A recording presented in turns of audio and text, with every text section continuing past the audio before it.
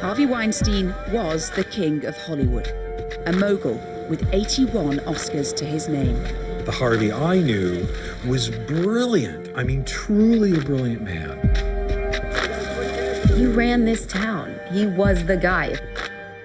But we'll show you what actually happened behind his locked office door. The game was about power. It was about making you capitulate, making you give in.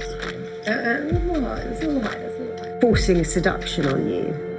And speak to those who say they paid an awful price for being in Weinstein's world. He ruined lives. He crushed dreams. I still am scared of him. He is a master predator. Now Hollywood's dirty secret is out in the open. We knew. Everybody knew. Everybody knew. And the reckoning isn't over. It's important for other men to know, you want to act this way, then you're going to lose everything.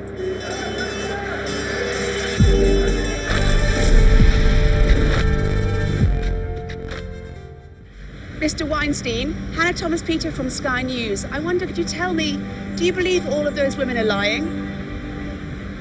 Do you believe they're lying, sir? Thank you very much. Are you ashamed? Any messages for the women? Harvey Weinstein has refused all of our requests for an interview, so we tracked him down on the street. He still wouldn't talk, but the women who say he altered their lives forever will. To try and understand what happened, we listened to stories like Rose McGowan's, who was one of the first celebrities to accuse him of sexual assault. It was 1997, and she was at the Sundance Film Festival, already a star in the making. Weinstein invited her to his hotel room, where, she says, he raped her. Skilled predators take a lion. They look for the weakest one in the pack, don't they? The one without the protection. Because there were actresses he didn't target because they had better representation or better people around them. Or there was something, they didn't have that crack, maybe. But he targeted an awful lot. And like a super predator, you know, with night vision goggles on, he saw what he needed to see, and he did what he needed to do. His whole world was set up to rape, to consume, to eat people's lives. He's a dastardly human. I'd heard of the casting couch. I thought maybe that was like a rite of passage. And I felt like, if this is how other people make it, like it's really depressing and against everything that I believe in. But when you're in a more vulnerable position, you really don't have a choice, is what I felt happened. That he kind of made it seem like this was the only way that he would, and it's the only way that he would ever do it for anyone else. I felt like I said no, and he didn't even acknowledge it. I felt like I had to do it. So how is he about it? He was calm and collected. This was his like MO. He had a system to lure them up, ask for the massage, come out in the towel robe. He was just acted like it was normal. Give Weinstein what he wanted or forfeit a dream. That's the choice Dawn Dunning says she had to make too. She's a costume designer now, but back in 2003, she was a young actress looking for her big break. She met Weinstein while she was working in a nightclub, and he said he could help. After several screen tests, she went to what she thought was a business meeting in a hotel suite. When I got there, he opened the door and he was in an open robe. On the coffee table, he had 3 small stacks of paper. And he said, "These are contracts for my next 3 films. I will sign them today, but I want you to have a threesome with me and my assistant." I laughed. I thought he was joking. And when I started laughing, he got angry. And that's when I got scared. He started yelling at me. And He said, "You'll never make it in this business. This is how this industry works. This is how," he named 3 actresses. "This is how they got to where they are." He went on, and then at that point, the door was pretty close behind me, and I just turned and went for the door. I could still hear him yelling. The more powerful he got, the more blatant the alleged behavior. It was an open secret in Hollywood. But even those who exercised caution say they were targets, like Louisette Geiss, who was invited to pitch a script at the Sundance Festival. He said, "Well, why don't we reconvene in my office?" Well, they turn hotel rooms into offices when you're at these festivals. That's just the norm. But I still felt a little hesitant, obviously. I knew that this was a huge opportunity, and I didn't want to give that opportunity up. But at the same time, I looked at him in the eye and I said, "There's a camera right there, so I'll go up to your office and meet with you, but you're not allowed to touch me." And I said, "You have to shake my hand." Inside the room, Louisette says things changed. He pulled me to his bathroom and we both stood in front of the mirror. And he's like, "Just watch me." He wanted me to watch him masturbate. And finally, I just ripped my arm away and he followed me out of the room saying, "Look, I can give you a 3-picture deal. I can greenlight your film. Like, this is ridiculous. This is all you have to do. Everybody does it. There's lots of other women who have done this." Personally, I think he enjoyed the switch, which is then he comes out, he's naked.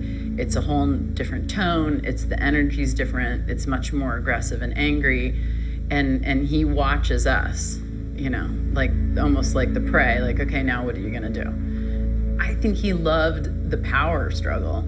I think he loved to watch in our faces the fear. That's what I truly believe. But in this case, the legal argument was... Weinstein apparently cast his net wide. Lauren Sivan was a young reporter when she met him at a dinner party in a restaurant he part-owned. He offered her a tour of the kitchen and she followed him. I realized that this was a bad situation and I said, "I'm gonna go back upstairs. I saw the kitchen, I'm good." He leaned in to kiss me and I said, "I'm so sorry if I gave you the wrong impression, but I'm not interested. I'm dating someone, I'm gonna go back upstairs." And at that point he got kind of irritated and he asked me, just stand there and be quiet. And I was a little shocked to hear that because his tone changed dramatically, but he blocked my exit. And I thought to myself, what is he gonna do? And that's when he just started masturbating in front of me. And I just stood there kind of frozen. I was 27, 28 when I had this encounter with him. And I just remember feeling stupid, feeling really dumb, standing there and watching this man, do what he was doing and thinking to myself, how could I be so dumb? How could I think that he was really interested in me and what I had to say about news and history and world politics? He had a plan. He knew exactly how to get me down there. And just the callousness of it, like, just stand there and be quiet then, because this is going to happen whether you participate or not. That struck me as something that he's done before. Sarah Ann Mass went to Weinstein's home to be interviewed for a job as his children's nanny. There, she says, he assaulted her.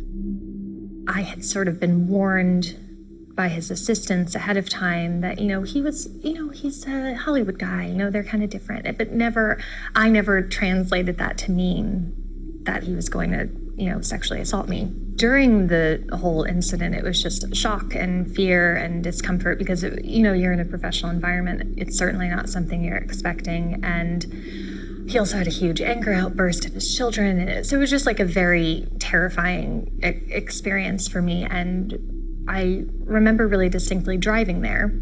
I remember the road I took and the exit and everything. And then I don't remember getting home.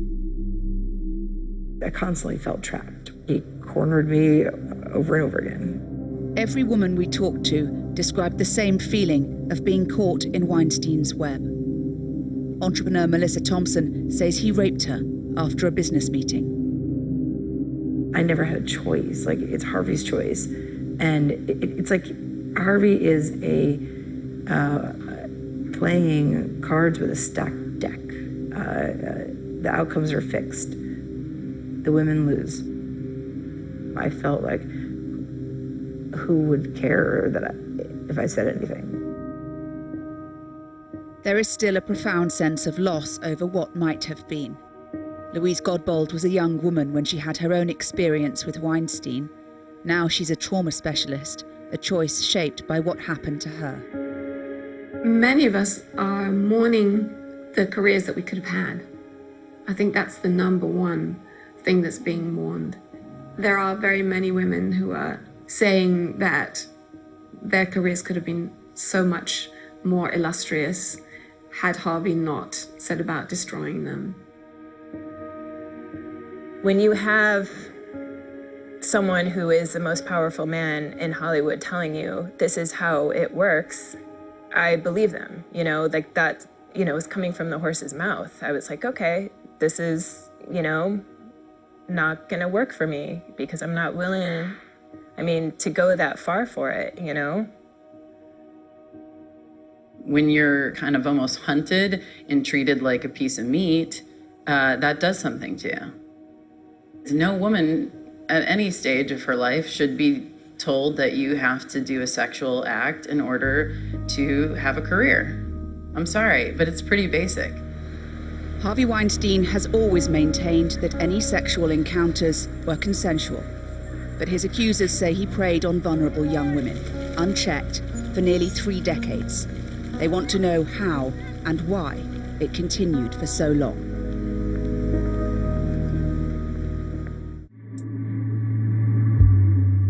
There are lots of reasons why no one stood up to Harvey Weinstein. One of them is that well before he was famous, he was known as a bully. In the summer of 1980, Paula Wojciak worked for Weinstein on his first film. It was a horror called The Burning. Paula was to become one of the earliest alleged victims of Weinstein's inappropriate behavior. I didn't realize how upset I was until I got outside the door and I kind of started shaking and I broke down and started crying. Later on set, Paula says Weinstein tracked her down to gloat about exposing himself. He walked up behind me and said, "So, was it the high point of your internship to see me naked?" And I just said, "No, Harvey, frankly, you disgust me." And he laughed and he went. He had no other reason to be there except to torment me. Former employees say it only got worse from there. Harvey and his brother Bob moved to New York City to run their film company, Miramax. They were cruel, both of them. Harvey in particular, but Bob was right there with him. Mark Lipsky was the head of marketing. They couldn't help themselves. Every girl in the office cried. I don't know what the expense budget was for flowers, but lots of money was spent on, next day apologies and begging forgiveness. I think a lot of people who worked for them felt stuck. Why don't you think anybody stopped him?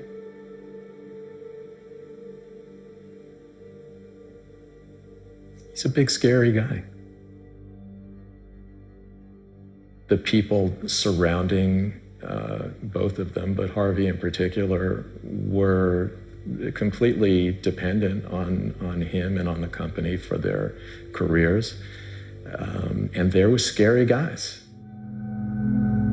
But it wasn't just about fear. Weinstein was a force of nature, and people were drawn to him.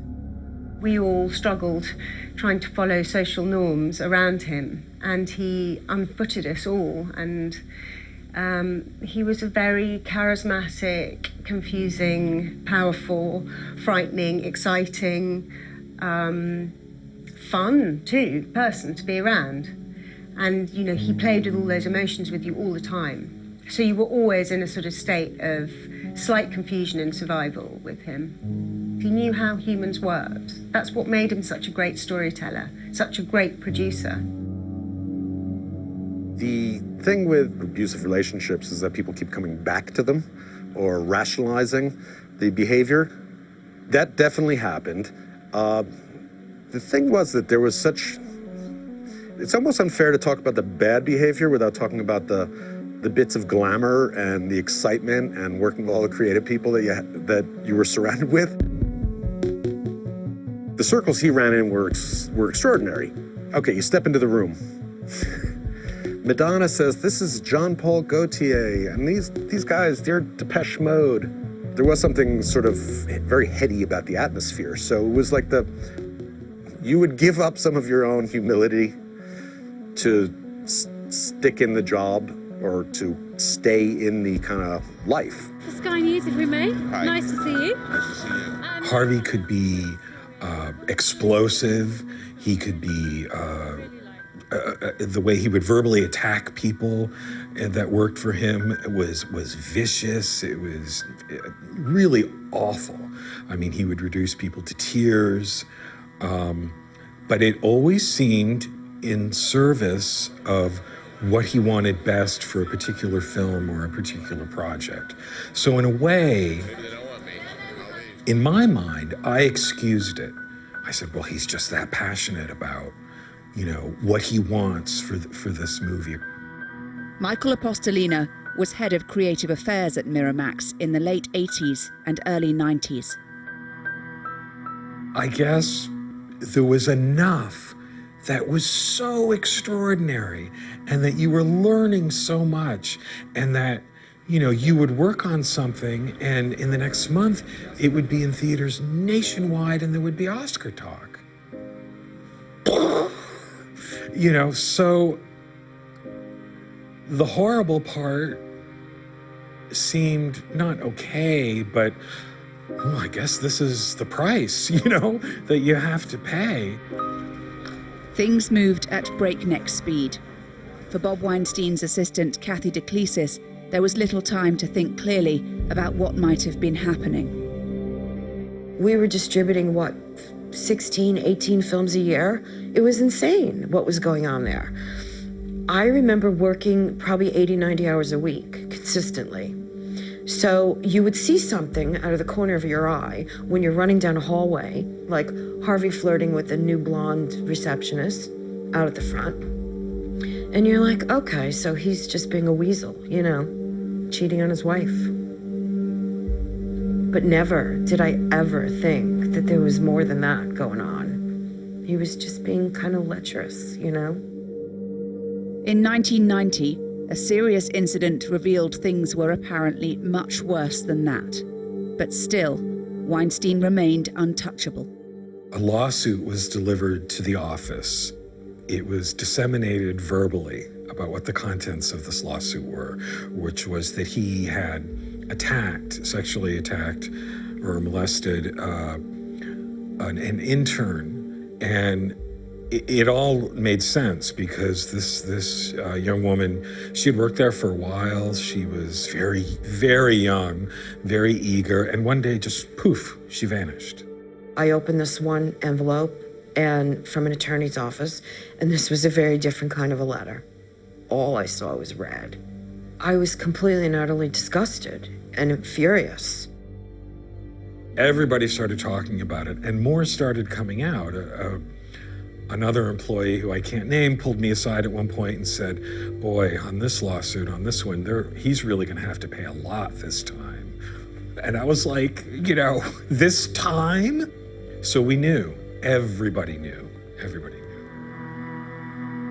Even with the allegation as common knowledge, nothing happened to Harvey Weinstein.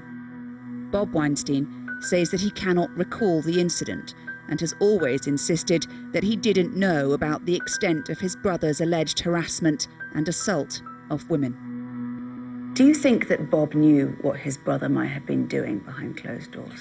Well, he certainly knew when I handed him the letter that came from the law office. Harvey got a letter, Bob got a letter. Bob knew, of course he knew. Of course he knew. How do you not know? He was involved in the settlement for his brother. After an argument, Kathy left.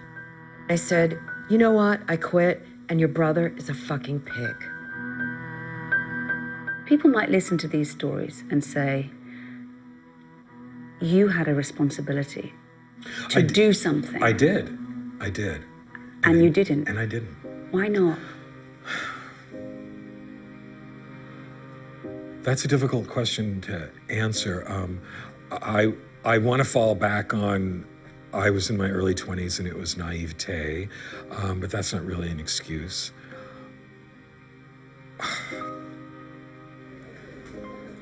It's not that we didn't have a concept of sexual harassment, but we didn't know what to do with it. This is terrible, but this is what I did. It seemed shrug-offable, you know? I don't feel comfortable. Honey, don't have a fight with me on the phone. Please, I'm not going to do anything. I swear, my children. Please come in. On everything. I'm a famous guy. Even those who didn't shrug it off were thwarted. Model Ambra Batilana Gutierrez went as far as wearing a wire for the NYPD after she reported that Weinstein groped her. I'm feeling very uncomfortable right now. Please come in now. And 1 minute. And if you want to leave, when the guy comes with my jacket, you can go. Yesterday you touched my wrist. Oh, please, I'm sorry. Just come on. I'm used to that. Come on. Are you used to that? Yes, come in. No, but I'm not used to that. I won't do it again. Come on. Sit here. But the Manhattan District Attorney's Office said the tape wasn't enough to prove a crime and declined to press charges. Others were quietly discouraged from making a fuss.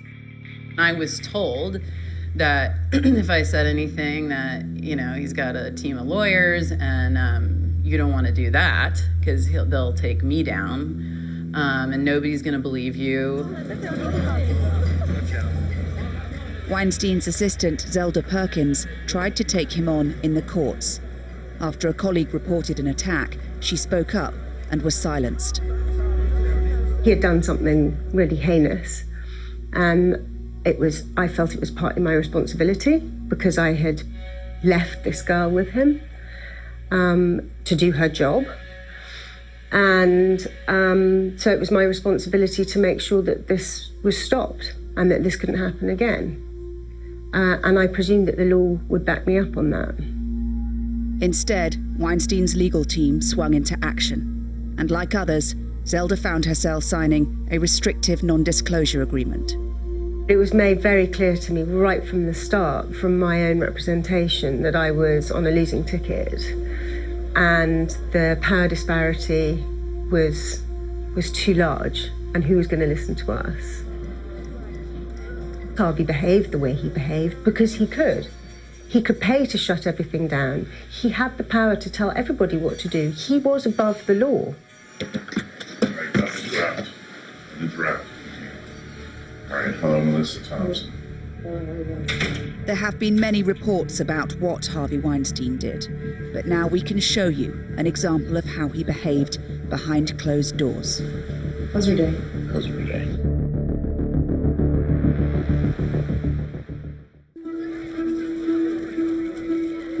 The world watched as Weinstein walked the red carpets. Little evidence of his alleged behavior beyond rumor and gossip.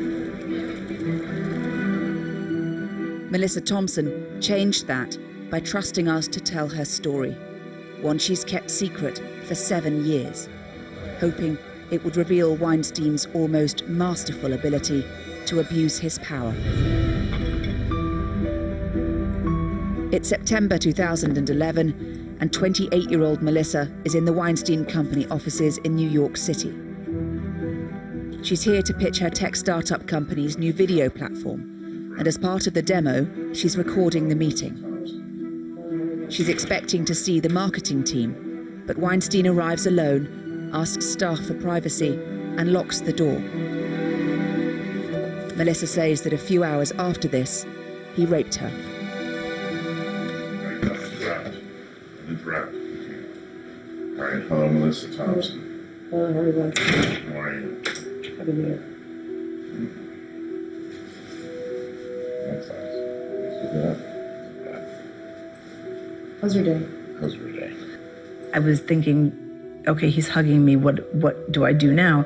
I was sensing I have to be a little bit more vigilant of this situation than I originally thought.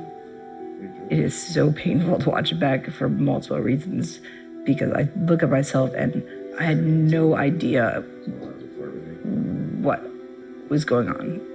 Melissa and Weinstein have met briefly once before, but this is their first formal encounter. So how's it flirt with you? Well, a little bit. A little bit, not much, right? Okay, then all right, then I won't. So what do you want? No, it's okay. So I have have your hand in so many things, and you do so many things, so I have a lot to tell you. Every time that he towed the line of being inappropriate enough where I may have said something, he could sense it, and he pulled back and he changed the dynamic again. Let's say I wanted to show a trailer, you mean, of my movie. You know what I mean? Like I have the Marilyn Monroe movie. So let's talk about Marilyn Monroe movie. People who would be interested in that movie, who would be interested in that movie? It's fun what I can do. It's fun to do this. Okay, But I'm actually seriously having a conversation. Good, we can do both. Okay. Okay, so would it be, what's the target demographic? Women. Okay, so we're going to buy space, we're going to buy ad space on Vogue.com. Do you think you might have encouraged him? I don't think I purposely encouraged him. At first, I tried to, volley a bit with him. If he would make a comment, I would try to catch it and return it in a way that felt a little safer than the way he threw it at me. Now I see he's trying to, in any way you can, move me into that zone of comfortable then uncomfortable and confused and vulnerable, and recognizing that he's powerful and I'm not, and that I need this deal from him, and he has the power to give it to me. We can have like to win 2 VIP passes to the premiere in New York, and they have to like it. So now you're generating all these likes on your Facebook page. Wow. Okay, I'm going to use your service. Good. On Marilyn Monroe. Good. And then, you can sign me up, tell your boss. And so he's going from almost pulling a trigger on using this platform to then he put his hand up under the table, up my dress. I was trying to save face a bit. At first, I was trying to kind of manage the situation. There was a combination of confidence and naivety that led me to, this dynamic that we see now. Data's so hot, right? What's that? Data's so hot. It is hot. A little bit. It's a little high. That's a little high. So another thing I was thinking is, Sarah. I don't know how much you were involved, but the Sarah Jessica Parker movie with Skyrocket. Were you using Skyrocket? Some kind of app thing. I don't know, never mind. It was like a buy the look, where they wanted to, in the trailer, they wanted people to be able to buy her clothing, so they partnered with Outlook and whatever, Blue Fly. It's not me. Okay, whatever. I can do that too. I tried to keep it on script in terms of pitching him the product, but he was still touching you on the shoulder. He was still touching me on the shoulder. What's running through your head as that's happening? What do I do? How did I get myself here? I lost my train of thought, and I was trying so hard to gain back my own mental footing. At some point, his whole affect changed, and he looked like a predator. His eyes became dark. I was reeling over the dynamic he created and was controlling, and I couldn't understand how to counterbalance him, and the answer is it wasn't possible. But at the time, I didn't know that, and I was sort of struggling with it. What would you say to someone who might watch that and say, well, Melissa was flirting with him? Is that what you see when you watch it? It was more tricky than I think it's possible to judge from looking at it. I worked on Wall Street before I went to business school, and I worked in an environment that was heavily male-dominated. I thought I could handle it. I had never met anyone that I couldn't handle until Harvey Weinstein. Some water. When you go to the kitchen you adjust the angle of the computer. I did. Why? I knew that I was losing the ability to control the situation and keep it professional. So I had entered that fight or flight mode, and I was scared of him.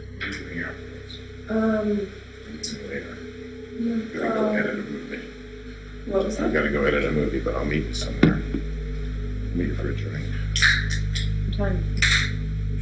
It's 3:34.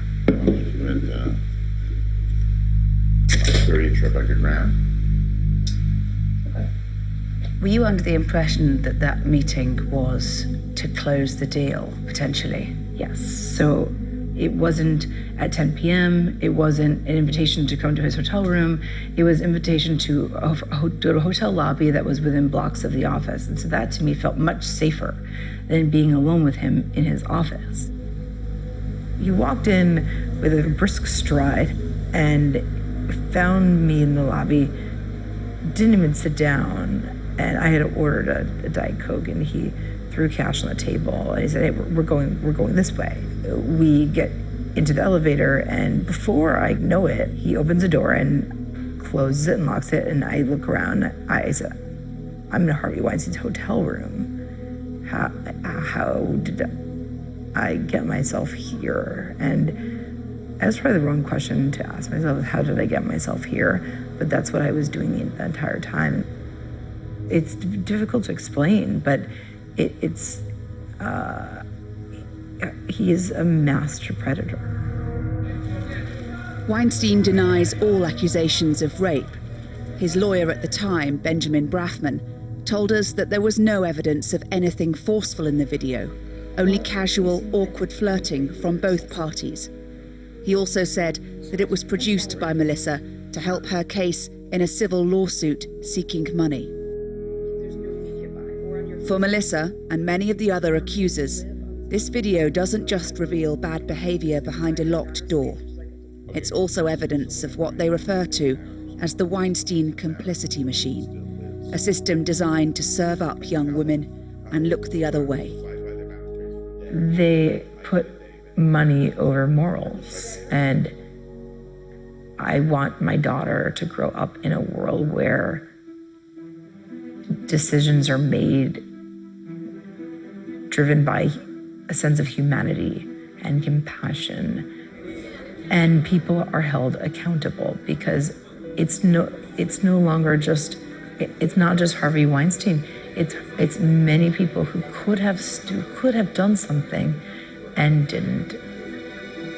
I feel incredibly angry that Harvey harmed so many women, and that so many people supported his behavior. I think that's been the hardest thing to recognize, is that we were all duped, but duped by groups of people. The only way someone like Harvey Weinstein gets away with what he did for so long to so many people is because there are people facilitating it around him. It's not just people looking the other way, it's people making it happen. I think it was about business. They prioritized business over his behavior, being very immoral, unethical. It was all about winning the Oscars. And the Oscars kept coming, until something unexpected brought down the king of Hollywood.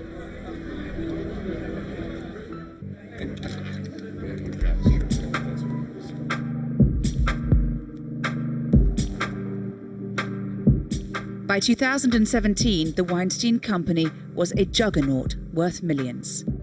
Harvey Weinstein was part of the network of the ultra-famous, uber-wealthy, and mega-powerful. I will be embarrassing many superstars tonight, as usual, and I'm probably in that rare position to be able to get away with it, because, unfortunately, what can they do about it? But then, something extraordinary happened. A small group of women published their stories. That included Rose McGowan, who had finally decided it was time. I've been plotting and planning and playing my own game of chess because culturally we weren't there. You know, we weren't there, and I knew if I had just come out in some little story, I would have been crushed. They painted me as if I was erratic and crazy for years, and it would just go into their playbook. So I had to wait, and I had to bide my time.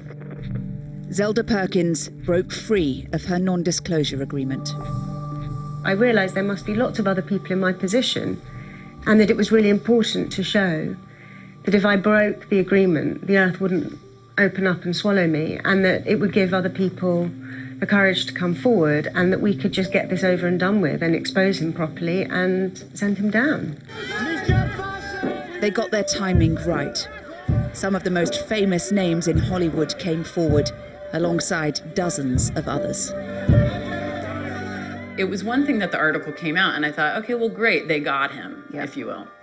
It was right after that he said, oh, it's such a good story, I want to buy the movie rights. It was such a condescending, disrespectful comment that I knew I had to do something. And he was threatening to sue the New York Times, and I thought, oh, absolutely not. I mean, I'll put my face out there. I had no intention of saying anything publicly because, honestly, who am I? I'm not, a major film star. But I knew those women were telling the truth. And I couldn't believe how brave they were for coming out against him. And so when a reporter called me and said that he had heard that something had happened to me in the past, I said, yeah, I'll tell you everything. I'm telling the truth, and I did nothing wrong. And I had to kind of repeat that to myself, to give myself the courage to just put something that was very private and very traumatizing out there. I didn't imagine the story to be as big as it was. I really didn't. I thought that it would be out there and he would deny it and probably pay people to keep quiet about it and pay to make it go away. I mean, that's what he's always done. But I felt like at least I would feel like I did my part. But the story didn't go away because all of a sudden, all of these women started coming out of the woodwork like it was an avalanche of accusations against him, more than he could keep track of or try and keep quiet. And then I realized, wow, this is really happening. The house of cards came tumbling down with astonishing speed. I'm trying my best. Thank you, man. Harvey Weinstein's second wife left him. He was sacked from his own company, and he checked into a rehab clinic for sex addiction. I'm not doing okay. You're not? I'm trying. I gotta get help, guys. You know what? We all make mistakes. Second chance, I hope. Okay? No problem. Thanks, guys. Thank you. But from the ashes of his entertainment empire rose the Me Too movement, and with it, a global reckoning on consent and the abuse of power. I can't say that I anticipated the global aspect of it, but I was hoping that it would show people everywhere that they could topple a power structure, that it would have a big domino effect. I have been silenced for 20 years. I have been slut-shamed. I have been harassed. Would you call what has been sparked a revolution? I think it's completely revolutionary. I can't remember the last time there was one, other than, there's the civil rights movement, there's the gay rights movement. We needed a revolution, we needed a reset. Women have played nice for a real long time. I didn't suspect it was getting women very far. The thing that puts it in perspective for me is that so many men, they're saying, do we just live in fear or, feel uncomfortable or question how we're acting all the time? And it's like women have been doing that all of their lives, and, welcome to our world. The movement grew, some feeling its power, others testing its limits. Me Too touching every part of society. It's got to stop. I mean, it's really mind-blowing that women are treated this way, and that we have all been told we have to just put up with it. It's just the way it is. Well, guess what? It ain't that way anymore.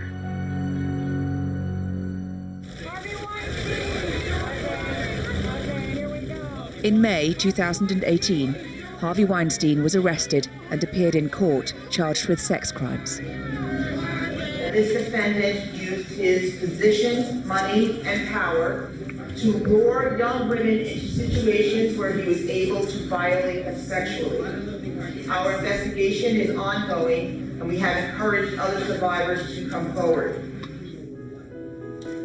Seeing him in handcuffs, made me cry. I never thought I would see the day, that he would be in handcuffs. It was amazing.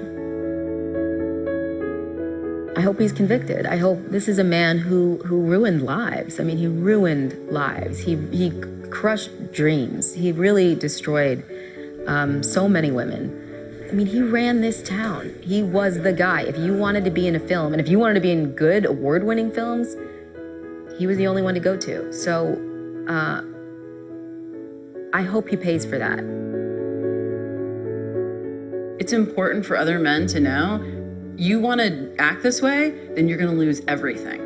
And you should lose everything because you have crushed, and I mean crushed, a lot of women.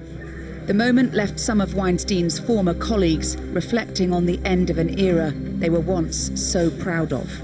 Instead of it being like, oh, you were at the top indie shop that changed the film business in the 90s, it's now like, oh, you work for Harvey Weinstein. He sounds like a real pig.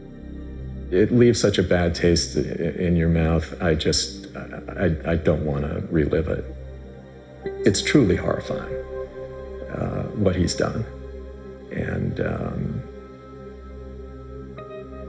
he deserves everything he gets. It's like having somebody retroactively pull the rug out from under your 20s and saying it didn't really matter. It was all just awful. You know, when people in my life found out that I used to work for Miramax, they were impressed. And I was proud of that.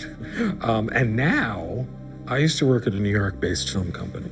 You know, I'm not going to say it if I'm not asked. Because I'm ashamed of it. I should be ashamed of it.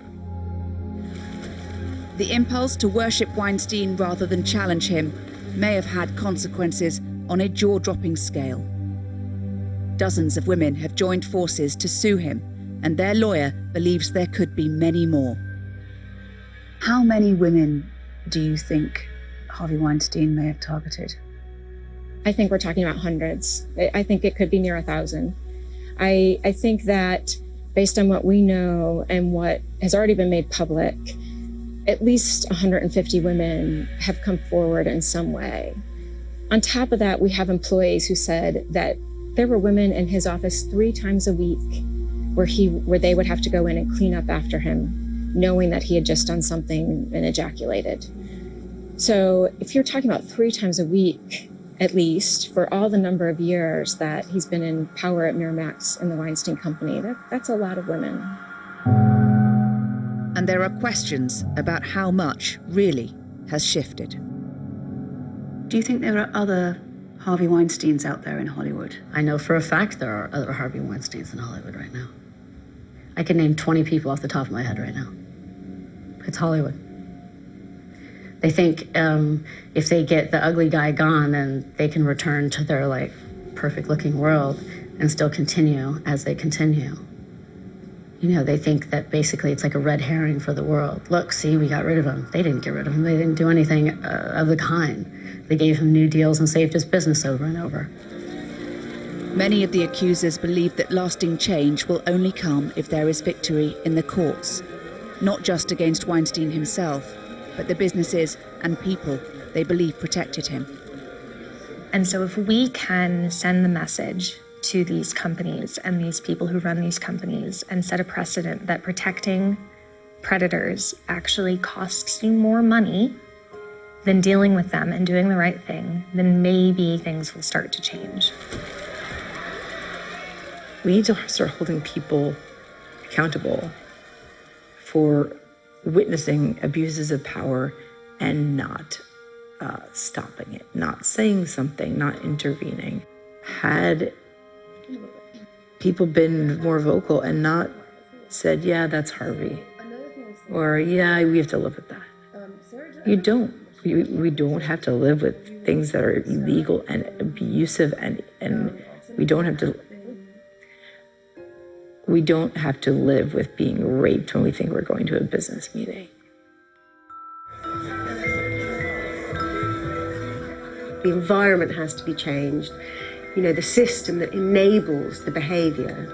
You know, this is much bigger than Harvey Weinstein, and it's much bigger than gender. It's about power, and it's about how we respond as a culture to power. There has been story after story, but Harvey Weinstein has consistently denied all allegations of non-consensual sexual contact. His brother Bob and other executives named in lawsuits also deny any wrongdoing. The Weinstein story and the fallout continue.